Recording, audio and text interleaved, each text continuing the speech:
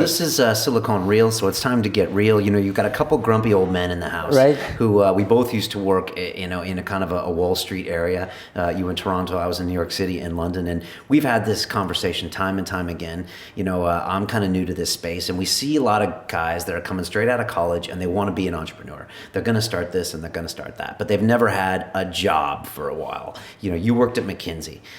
We both worked in banking, and we know there's a few things you get from doing that. Like Colin says, you got to show up on time. You have to do what your boss says, even if you don't like it. You have to do all these things. And we think that it's an asset to have that going into any type of venture, to know how to work. And we don't even know if you can get that without. So what do you say to people that say you can't take these guys straight from the college campus and put them right into a startup?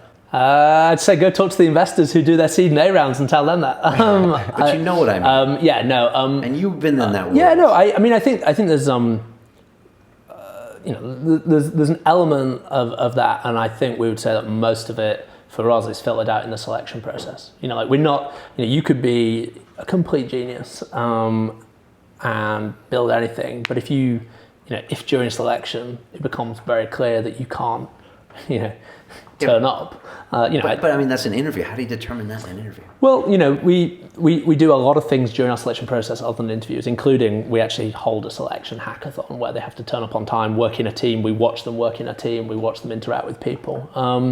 The other thing is I actually think that you can replicate a lot of the kind of the benefits of a corporate environment with a sufficiently structured program. If you have weekly demos where you're like, you're going to have to show not just everyone you're with, everyone you've been selected with, but some external guest, which is what we do every week, kind of where you're up to. You just look stupid if you've done nothing, and you either sink or swim in that environment. And our model is very much built on the fact that they're not all going to be Mark Zuckerberg, right? We're going to lose some, and that's fine. And if actually going through the process is what it takes for us to work out who is up for this and who's not, that's fine, and the model's robust to that. That's not how we kind of make our money.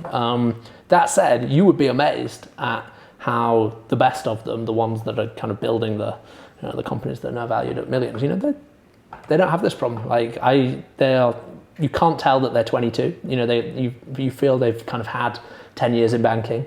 You can't tell that they've never worked in an office environment before. They've just got that inherent maturity. And one of the things we actually explicitly look for in interview is, do they feel older than they are? And one of my favorite ever moments last year was we have this a great company, Kivo.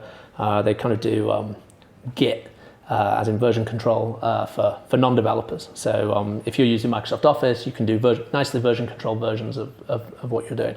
And their key customer group, at least when they were starting out, was management consultants. And I remember talking to an angel investor who was looking at their seed round, and he was like, "Yeah, but you've kind of cheated with Kivo because they've all worked in consulting before."